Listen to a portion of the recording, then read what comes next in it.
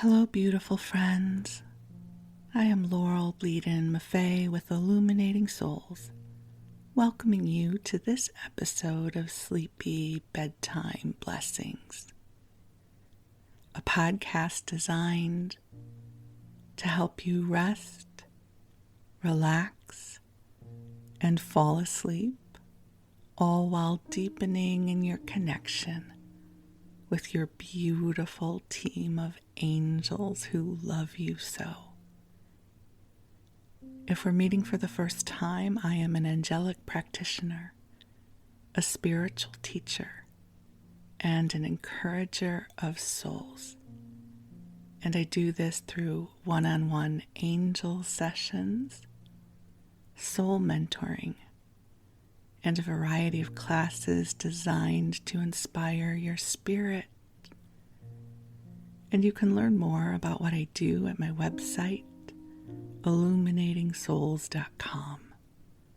But for now, the angels and I are here to help you rest.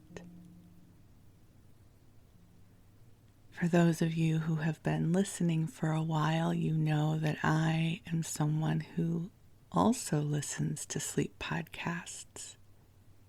You know, when I got the inspiration to start this podcast 9 months ago, I just looked at my stats. It's been 9 months, can you believe it?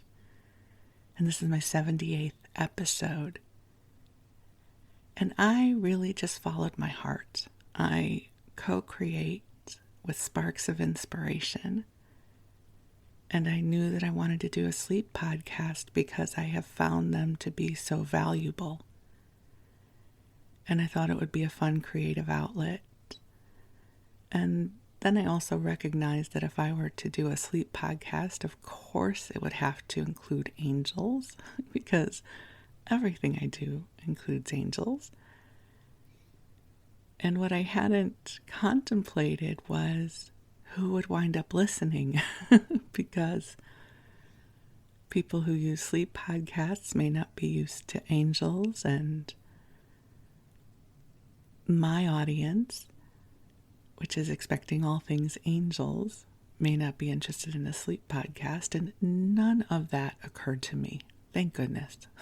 I'm so glad that when I co-create, I really am very impractical because I just follow the lines of energy that delight me. And so I created the podcast I would want to listen to. And you know what is so cool? There are those of you that want to listen too.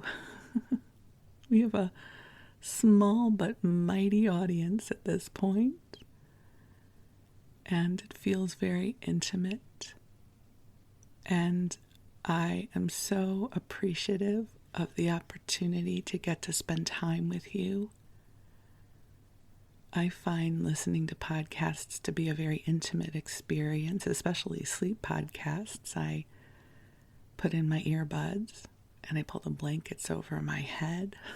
I sleep like a turtle.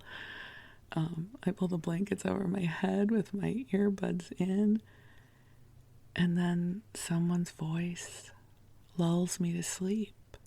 It is the sweetest thing, and it is truly a blessing to get to show up and do this for you too. So I invite you to get comfortable and cozy in whatever way works best for you. Plump up your pillows just so. Pull the blanket up just as far as you want it to go. And let your body know it has permission to grow heavy and relax. And I invite you to take some nice deep breaths in and release. You have done enough for today. And you are worthy of a good expanse of rest. And the angels are already here, but I love the ritual of calling them in so that you know they are here as well.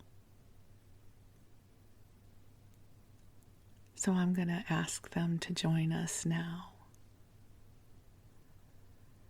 Beautiful angels on high, I ask that you join us here.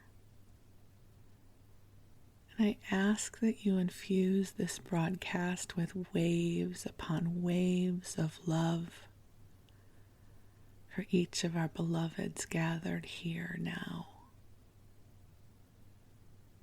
I ask that you bring forward comforting, soothing energies compatible with good rest.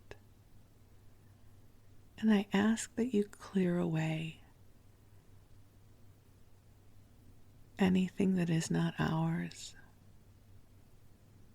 You clear away anything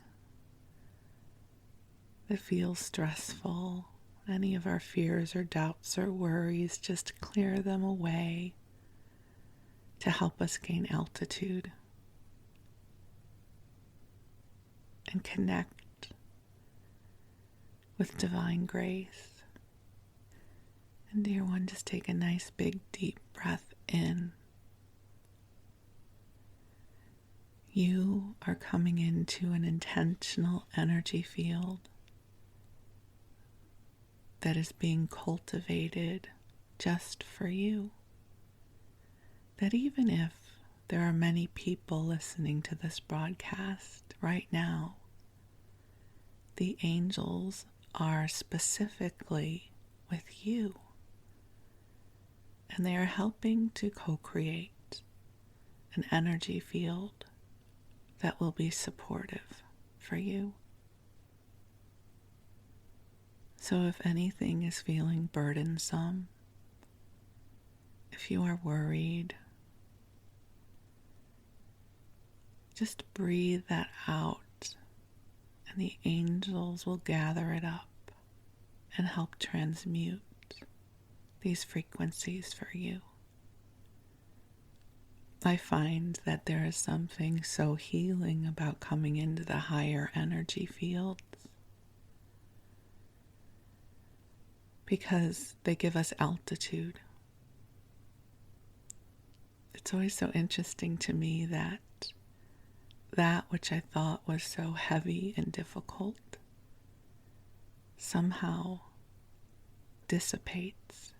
Not everything, of course. Life can be very, very hard sometimes.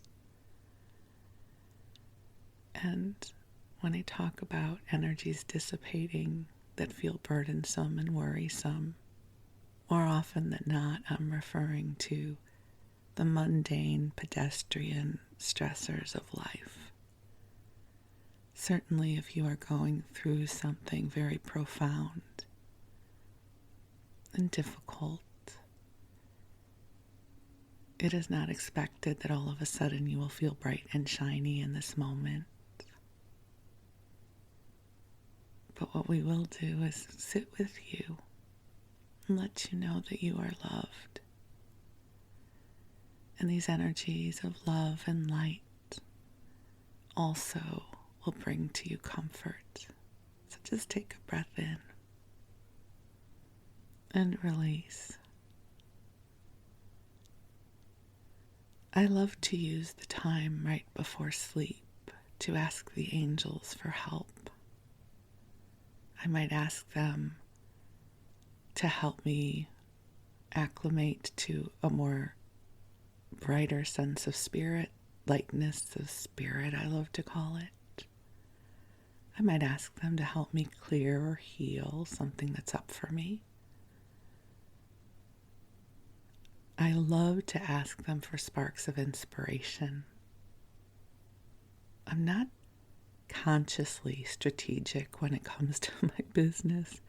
Those of you who've been with me for a long time will know this to be true.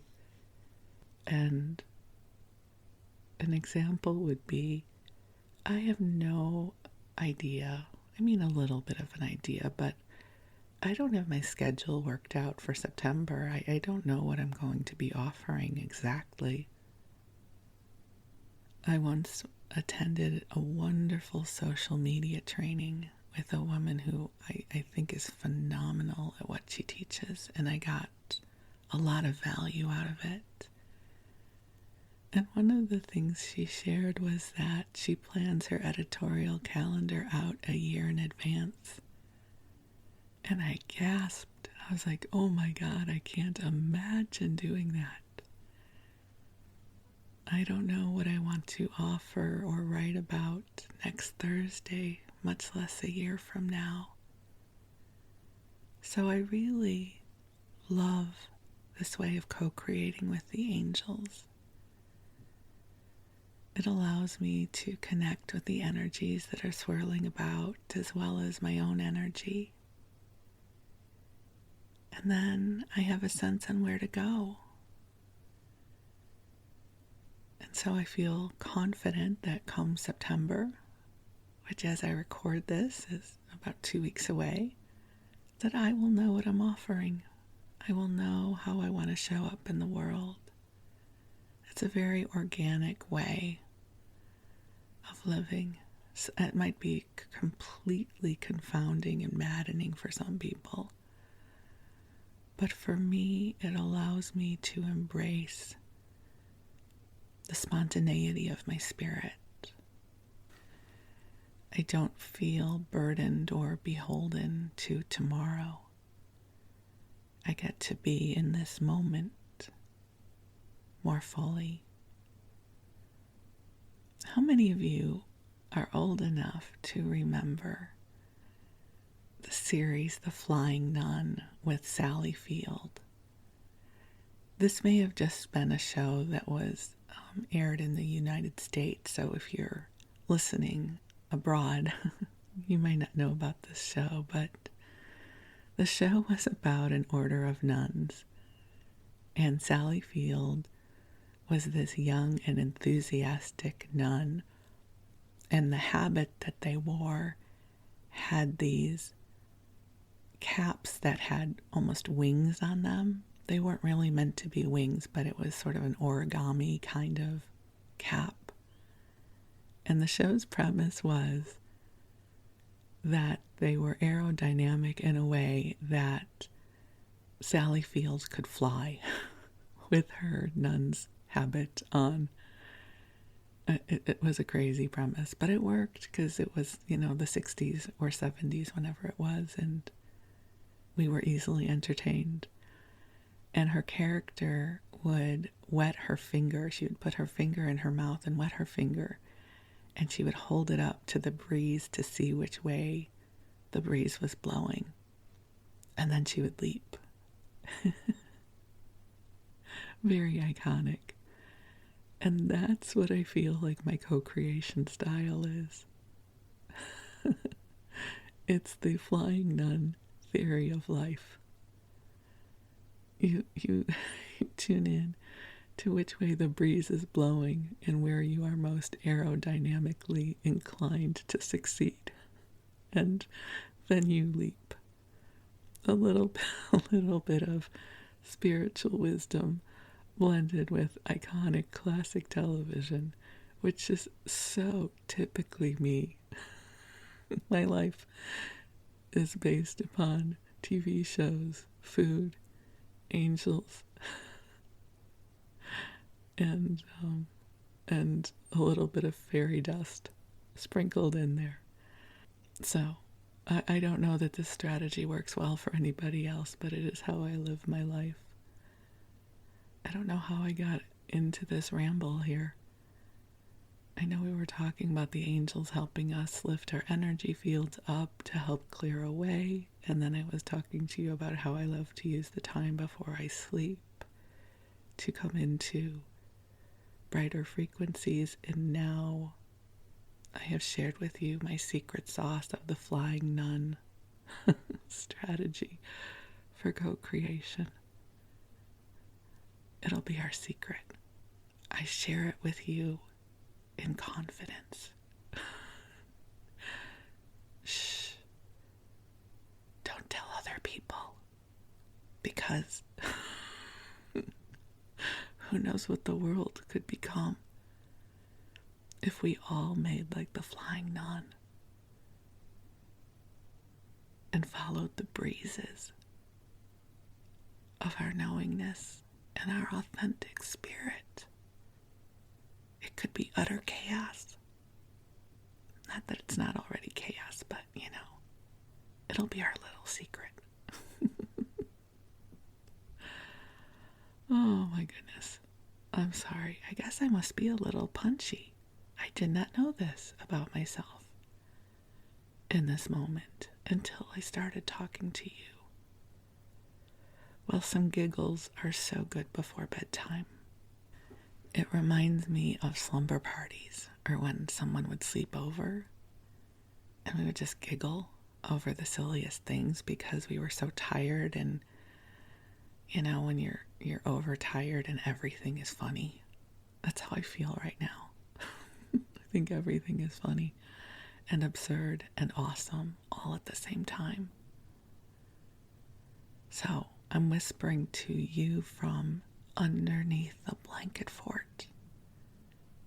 If you're new to the podcast, I have this big fluffy blanket that I throw over my computer monitor, and I create a little blanket fort or cave because it helps dampen the sound, and it delights me. So here we are.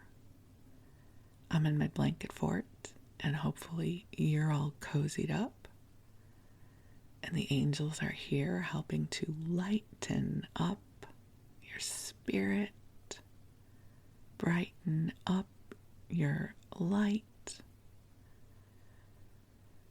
and bring you lots and lots of love. Because in moments like this, I remember that this world is a beautiful place. And yes, I know the greater experience right now is feeling a lot like chaos and challenge, but there's also beautiful moments. There's hummingbirds that fly by and hover outside our windows. And here in the US, it's summer and we have stone fruit, which means peaches and nectarines and melons, which aren't stone fruit. They are their own thing, but you get it. You get where I'm going. Like, this world is a beautiful place. The skies are blue. We get to have our fur babies who love us. We get to watch sunsets. We get to read books that take us off on adventures. And I have to say, I have been enchanted, if anyone is looking for a good book. And this is not a spiritual book, this is a book of fiction. The Bookwoman of Troublesome Creek. Oh my God, what a beautiful book. So if you're looking for a good read, that book has stayed with me. It's about the pack horse librarians from the 20s and 30s in the hills of Kentucky who would deliver books to the people who were living in very rural areas of the mountains. And it's just stayed with me in such a beautiful way. So here's the good book. See, the world is a beautiful place. It also is a dumpster fire, but some days we choose that the glass is half full. I'm a half full kind of girl most days.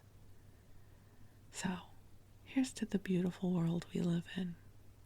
Here's to delicious nectarines.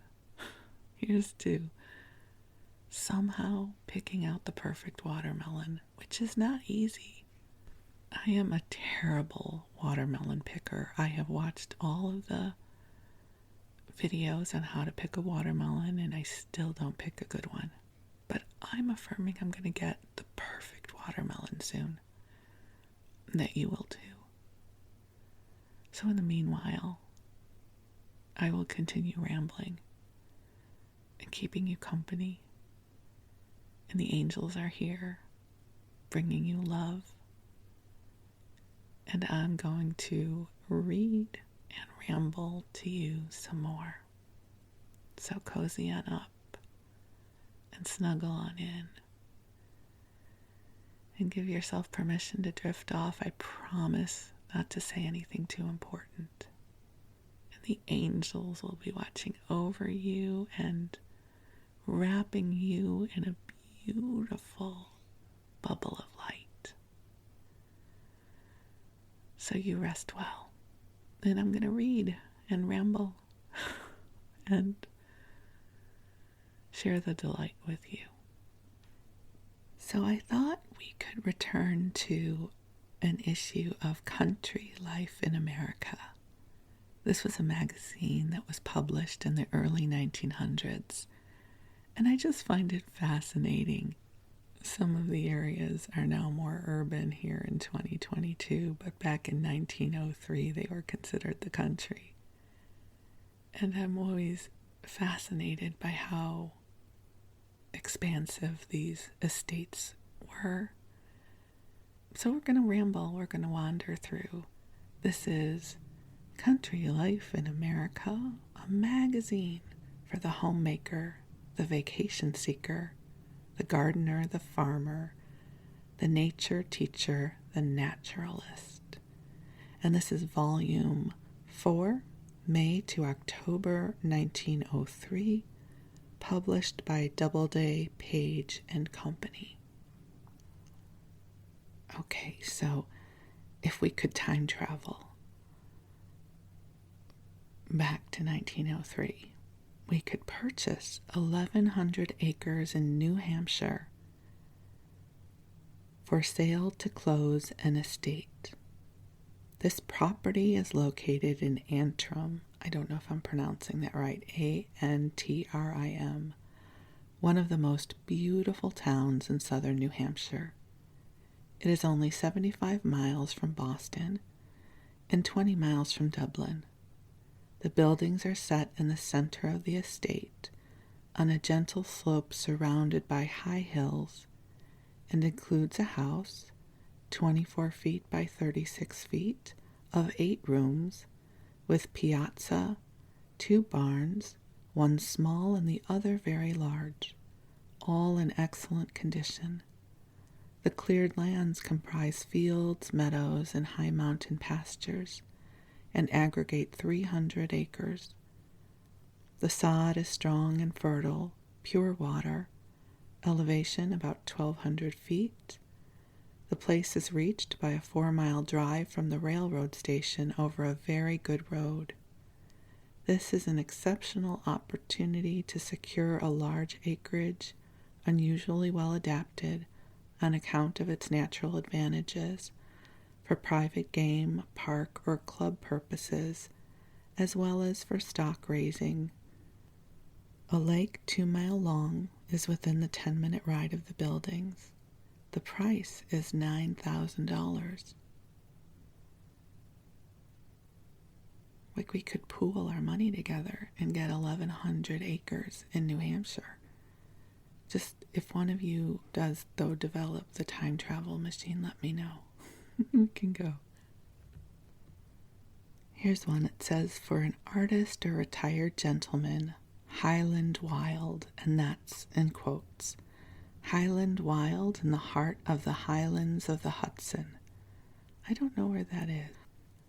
A massively built, old-style granite mansion situated in the center of grounds consisting of 26 acres sloping down to the Hudson River, between Peekskill and Highlands, having a river frontage of several hundred feet.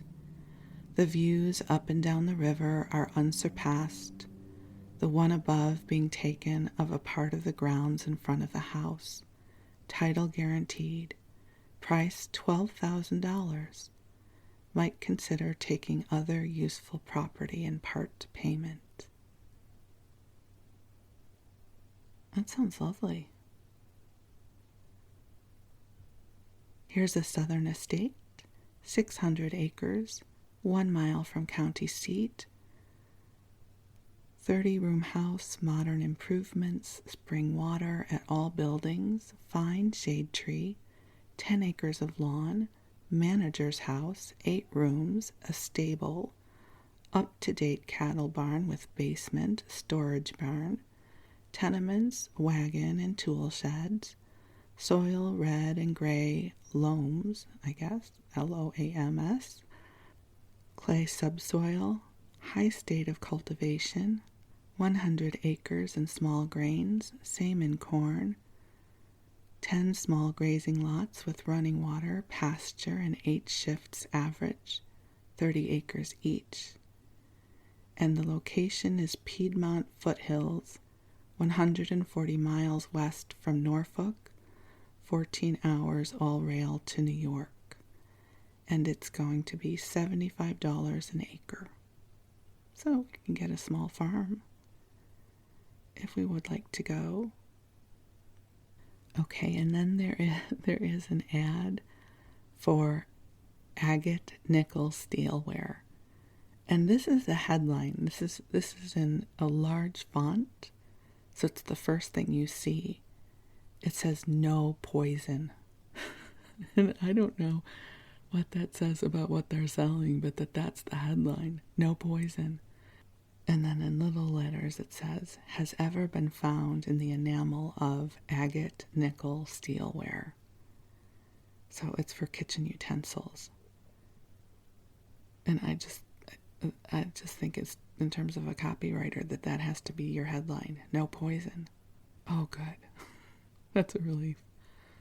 I don't know what was happening in that time in terms of enamel that people were cooking in, but apparently that was an issue. There is an ad at Yale University for a summer school of forestry. So if you'd like to learn to be a forester, I don't know, would you be a forester at that point? There is the Bordentown Military Institute. Every influence tends to lead a boy to form habits of right living, which shall be the foundation of an upright and noble manhood. Every boy is urged to aim at a definite goal and to work hard for success. 3 courses are offered: scientific, classical, English, college preparatory. So that's the Bordentown Military Institute. Oh, I'm so glad that I never had to go to something like that. I would not have flourished. Okay, and now we come to an article, which was one of the reasons I picked this issue, because I thought it might be fun to read together, or interesting at least. It's A Camping Vacation: How 3 Women Camped for a Month at a Cost of Less than $11 for Each Person, by Catherine Chandler. I just thought this would be fun to read together. And I should also tell you, I am not a camper person. I am a fluffy bed hotel person, which, if you know me, will be no surprise to you. But we can at least travel with these lovely women to hear how their trip went. So here we go. When we had once decided that Yosemite was to be our summer relaxation, we began investigating to find which method of visiting the valley could squeeze the greatest number of days out of our ill-stored wallets. We learned that the lowest rate at the hotel was $3 a day. This, in addition to the traveling expenses, meant too short a stay for us to attempt the trip. A 10 days excursion to a camp hotel was advertised with the entire cost $48 a person, but it would give us only 7 days in the valley, and we all agreed that we wanted more. If we could drive, we could get a team and camp en route, and while there, and we were assured that this method would give us a month in Yosemite with a total expense of $25 each. Unfortunately, none of us knew anything about horses, and so this way could not be considered.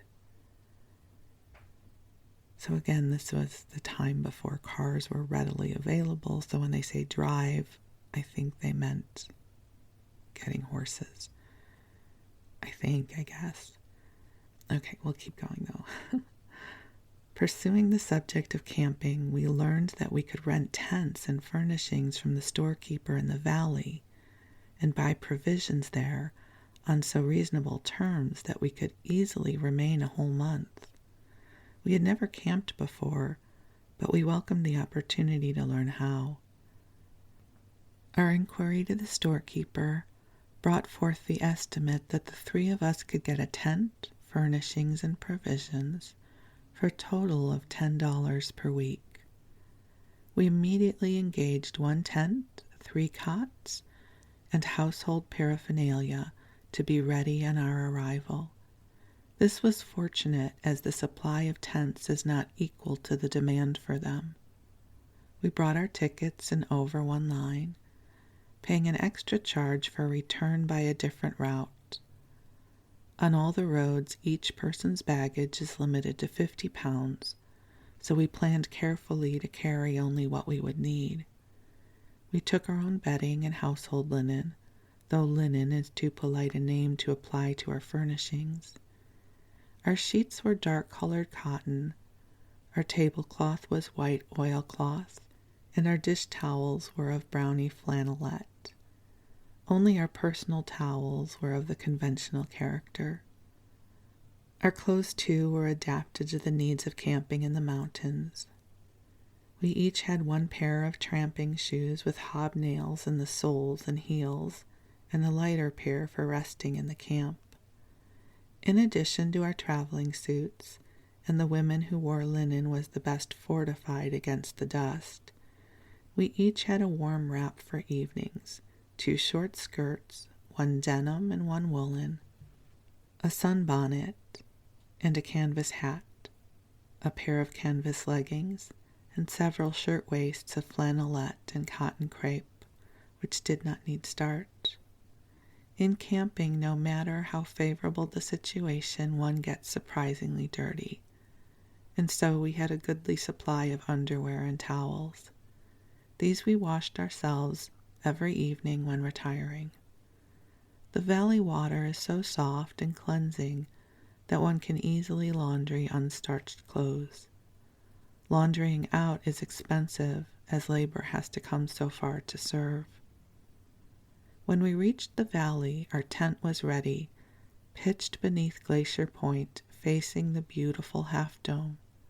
2 cots were placed in it. The third, for the woman who loved the stars, was installed under an oaken filigree. The kitchen and dining room were in a group of young pines. We had thought 1 tent would be sufficient, but when the intermittent showers of the first 2 days evolved into a genuine mountain storm on the 3rd, we decided to rent a smaller tent to keep the salt and sugar intact. This was afterwards found to be unnecessary, as no other shower occurred during the month. The smaller tent was used as a dining room, with the stove just outside the entrance so that it could be easily moved in if a downpour threatened. The table was in the center, and the camp chairs were brought in at meal times. Some empty boxes were fashioned into 2 cupboards in the back of the dining room. Another formed a kitchen table out by the stove. This stove was a Klondiker of sheet iron, cylindrical, capable of being telescoped, and light enough to be easily carried. Its resemblance to a locomotive without wheels furnished materials for jokes, but its cooking qualities gave eminent satisfaction. The mathematician kept an itemized account of our expenses, and her report on return to San Francisco showed the bill for the camping outfit to be $13.95, for food $18.15, and for traveling expenses $124.05, making a total of $156.15, or $52.05 each. Deducting the cost of transportation to and from the Yosemite, our expenses in the park were less than $11 each. The food amounts to a ridiculously small figure for a month, Yet 2 of us had very healthy appetites, and we frequently entertained guests. The food was all nourishing, and we had sufficient variety not to get weary of one article. Fresh meats we could get only once, and fresh vegetables and fruits only twice a week. And then the article abruptly ends, so that's all we're going to know about their trip to Yosemite. But it sounds lovely, a month in Yosemite. Although I would not want to camp for a month, but the Yosemite part sounds delightful. And now we're going to move on to another article, How to Travel by Sea by Lawrence Perry. The phrase floating hotel has been applied so often to transatlantic greyhounds in the past few years that the general public, or at least that part of it which has never traveled by ocean, doubtless regard it as merely a term. Of course, they realize that if they book a passage for Europe, they are going to be made very comfortable and all that. But nevertheless, a full appreciation of what modern shipbuilding has accomplished in the way of conveniences, comforts, and luxuries, to say nothing of the necessities of life, must come by practical experience. It is the same as in railroad travel. One does not quite grasp what he has heard or read until he himself takes the limited train and a dash across the continent, or even to Chicago. Perhaps for the first time you have caught the fever and have decided to go abroad this season. You have applied at the office of the steamship line you favor and have received your berth or stateroom or suite, as may be the case. Your baggage has been checked direct from the ferry or the railroad station to the pier, and willing porters have carried that portion of it which you have marked cabin to your stateroom, and the remaining luggage which you will not need on the trip to the baggage room. Access to this room may be obtained at a certain hour each day. You are ready now to apply to the second steward for a seat at one of the tables in the dining room saloon, as it is called. Having done so, you begin to look about you. Perhaps you have a suite of rooms, 2 bedrooms, a sitting room, and the bath. All the rooms are big and airy and wholesome and fresh, with walls and ceilings tastefully painted, and the furniture usually consisting of some dark hardwood. Large portholes open out on deck, and the rooms are fitted with sofas, tables, chairs, wardrobes, and beds, the last of which look as though they could cure insomnia. There are electric lights throughout, and in fact all the conveniences that progress has brought forth. Single staterooms are no less elaborate so far as furnishings and conveniences are concerned. If you go more cheaply, booking in a cabin, which you share with 3 others, the berth space necessarily prohibits the elaborate furnishings of the single rooms and suites, but you are very comfortable just the same. After the process of settling down and unpacking is over, you are ready to enjoy the voyage. This aforesaid process should consume a good portion of the first day out, so tomorrow morning, then, you begin to fall well into the life of shipboard. In the first place, assuming that you have a room with no bath, the bathroom steward will come around at the morning hour which you have designated to him, and inform you that your salt water tub, hot or cold as you please, is awaiting you. Say this is about half hour after 7. Refreshed by the bath, you walk along to the saloon and are served with a cup of coffee, and you are also served a roll, after which you repair to the deck for a before-breakfast constitutional. Soon the bugle summons you to breakfast in the saloon. The saloon is the largest apartment in the ship, and without a doubt the pleasantest.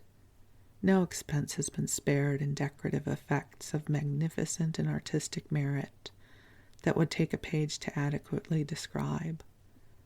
Many passengers, by the way, prefer to breakfast in their cabins. After breakfast, having visited the library with its stock of 1,000 books, including works historical, classical, and the latest fiction. You repair to the deck, followed by your cabin steward with a pile of rugs and other wraps. Here you lounge, in your steamer chair, until 11 o'clock, when the deck stewards pass crackers and chicken broth or some other light refreshments. Then come deck games such as quoits, billiards, and hopscotch until luncheon is served. After that there is afternoon tea, and finally dinner. Having communication with 2 and perhaps 3 countries, the ship's cuisine is not second to that of a best hotel in the land, with fruits from California, picked oysters from Baltimore, beef from Chicago and New York, mutton from Berkshire, chickens from the Dorking farms, and the finest supplies of Paris, London, and Berlin. One loses nothing from being on shipboard. After meals, most of the men go to the smoking room, in the decoration and furnishing of which the various steamship companies spare no pains or expense. There are fine paintings on the walls, groups of cozy seats and tables where a little game sometimes assumes very large proportions, perfect ventilation, chess tables and checkerboards, a very excellent, albeit hidden bar, and a line of smokers' materials that would fit out a small tobacco store. Many spend most of their time here, but perhaps you prefer the library, with its cozy corners and comfortable seats and numerous desks with shaded lights, where you may write up your journal or catch up in the latest fiction or the magazines of 2 continents. You will find it pleasant above in the music room, where there are pianos and organs and sheet music galore. There are also barber shops, gymnasium, a drug department, 2 physicians, a band, and whatnot. Briefly, there is everything that you could desire, everything that a hotel could furnish save buses to points of interest. But then, does not the view from the deck compensate for all of this? Now comes a school of porpoises. Now a whale blows in the distance. Now a sodden derelict or an iceberg drifts by. There are no dull days. Second cabin accommodations in their way are as complete and perfect as those of the first saloon. Things are on a cheaper scale, that is all. There are the saloon and the music room, the library and smoking room. Smaller and less ornate than those of the first cabin, it is true, yet essentially comfortable and pleasant. The stewards are attendant, obliging, the staterooms large and well furnished, and the provisions as best that can be brought. A portion of the upper deck is also allotted to the second saloon. Everything is as good as it is in the first cabin, only simpler. The superfluities are left out. Now, how much will it cost to make the trip abroad, you may ask? Well, here are some figures, which perhaps will serve as a basis for reckoning.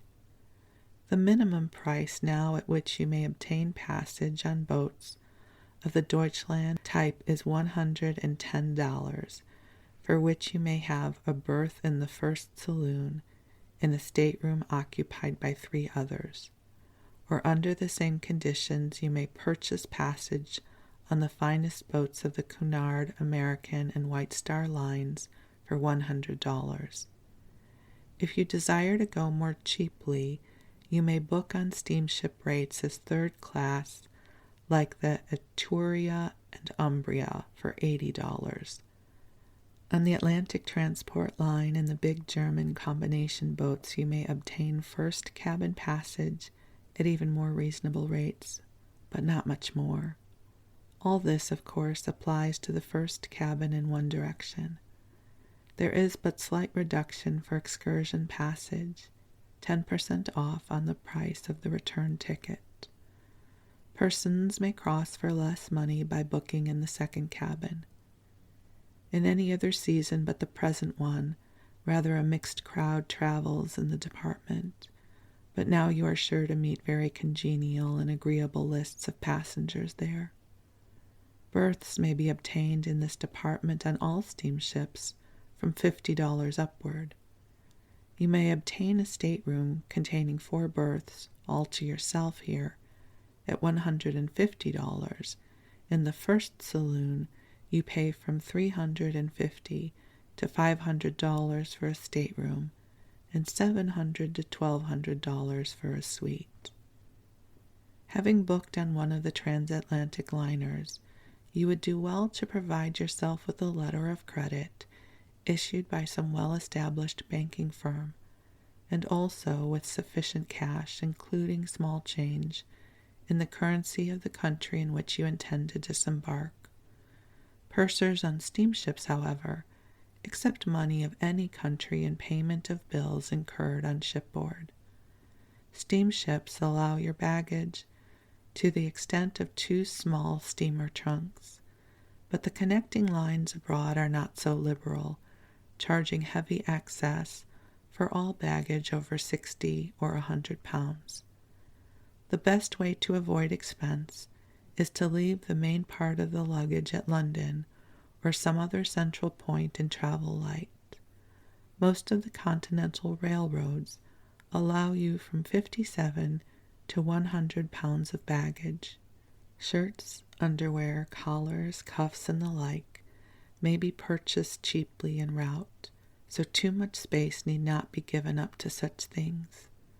On shipboard, soft hats and rubber-soled shoes for men, and tam-o'-shanters, I don't know what those are, tam-o'-shanters and veils for the women will be found very convenient.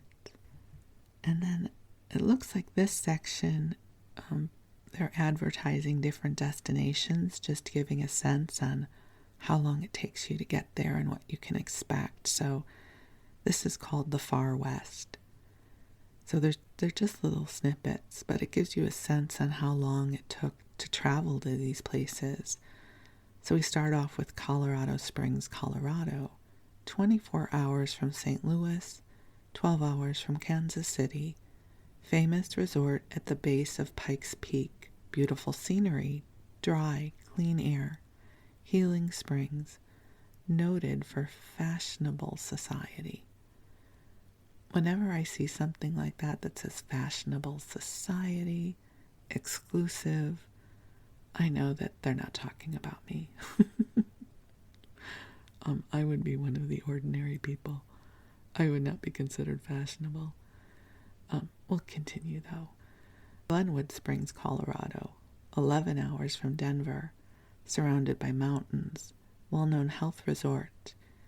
In the open-air pool, one may bathe comfortably with snow falling.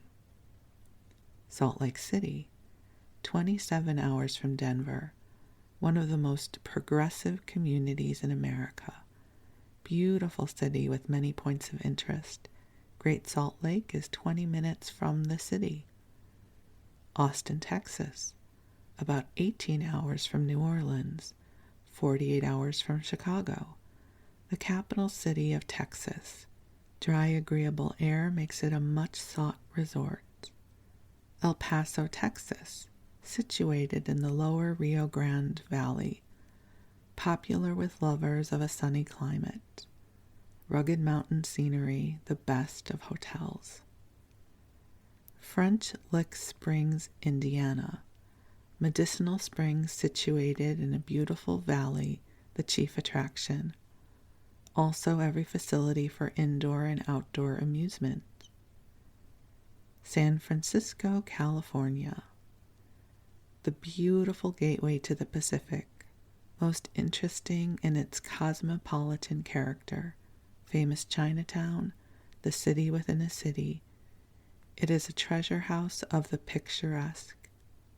Mount Tamalpais, California, 10 miles from San Francisco, overlooking the city and affording a wonderful view of the Golden Gate and surrounding valleys and mountains. Monterey, California, a paradise of flowers and sunshine, a justly popular resort attracting visitors from all over the world. Fine hotels. Santa Cruz, California, north side of the Bay of Monterey, all the advantages offered by the California shore. Nearby is a grove of the wonderful big trees. They're talking about the sequoias, one of the sights of California. The Yosemite, California. State parks enclosed in perpendicular walls 2,000 to 3,000 feet high. Level valley covered with vegetation. Grand beauty of the valley and falls make it a long-to-be-remembered sight. Mariposa Grove and Calaveras Grove, California. Here are the big trees, the famous redwoods of California. Like pillars in a mighty cathedral they stand. Their age is from 1,500 to 2,000 years, and some are 125 feet in circumference. Los Angeles, California. A very beautiful city with handsome hotels and residences. The whole city is a very garden of bloom, social and commercial center of Southern California. Pasadena, California, a suburb of Los Angeles, a famous resort of Eastern families. Redondo Beach in Santa Monica, California, two popular beaches near Los Angeles, splendid hotels, excellent bathing. Santa Catalina Island, California, 30 miles off the coast, delightful, invigorating air. First-class hotel, many visitors, bathing, yachting, and fishing. And it keeps going. It also includes Santa Barbara, San Diego, Coronado, and Hawaii. I just think that's interesting as they are talking about the different places you might want to travel and how they describe them. And then there are also lots of articles about gardening, and it must be the time of year, but these issues have a lot of articles about how to grow strawberries.